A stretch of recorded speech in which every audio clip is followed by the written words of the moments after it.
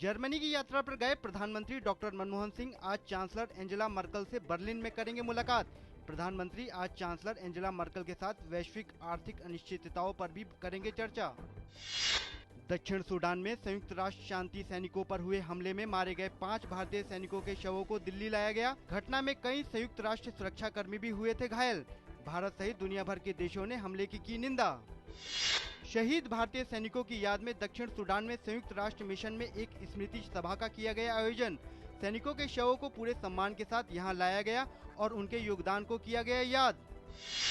सूचना एवं प्रसारण मंत्री मनीष तिवारी ने कहा है कि एनडीए के घटक दलों को यह साफ करना होगा कि वह धर्मनिरपेक्ष और सांप्रदायिकता की राजनीति में किसके साथ हैं। केंद्रीय मंत्री ने कहा, दलों को तय करनी होगी अपनी स्थिति।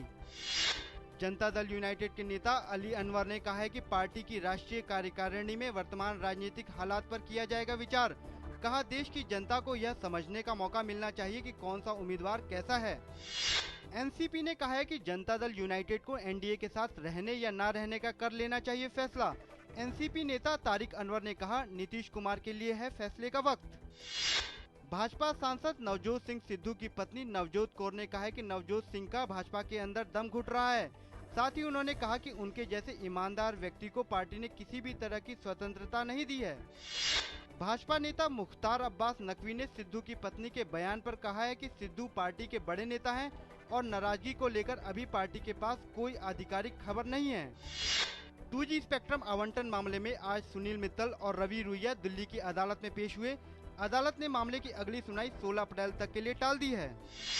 नए साल की शुरुआत के साथ चैत्र नवरात्रि, गुड़ी पर्व, उगादी, नवरेह आज पूरे देश में मनाए जा रहे हैं। इसी दिन से नववर्ष की बेला शुरू होती है और आज से ही विक्रम संवत 2070 हो रहा है शुरू।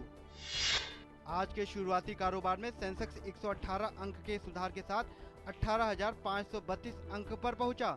इसी प्रकार नेशनल स्टॉक एक्सचेंज का निफ्टी भी 22 अंक की तेजी के साथ 5,581 अंक पर खुला। प्रथम टेस्ट ट्यूब बेबी को जन्म देने वाले और इन विटो फर्टिलाइजेशन तकनीक के जनक ब्रिटिश चिकित्सक डॉक्टर रॉबर्ट जी एडवर्ड्स का कल लंदन में उनके निवास पर निधन। वह 87 वर्ष के थे और लंबे समय से बीमार थे। उन्हें वर्ष 2010 में चिकित्सा विज्ञान के लिए नोबेल पुरस्कार से किया गया था सम्मानित। अमेरिका के राष्ट्रपति बराक ओबामा ने कल करीब 4 लाख अरब डॉलर का वार्षिक बजट पेश किया। अपने संबोधन में उन्होंने घाटे में कमी करने के साथ ही रोजगार सृजन और देश को एक बार फिर से आर्थिक समृद्धि की राह पर ले जाने की बात कही। टॉप चीनी खिलाड़ियों की गैर मौजूदगी में भारतीय स्टार शटलर साइना नेहवाल को 23 से 28 अप्रैल तक होने वाले इंडियन ओपन बैडमिंटन टूर्नामेंट में शीर्ष वरीयता और आसान ड्रॉ मिला है। लंदन ओलंपिक की कांस्य पदक विजेता साइना इंडोनेशिया की गैर वरीय बेलाट्रिक्स मुनुपुती के खिलाफ अपने अभियान की शुरुआत करेंगी।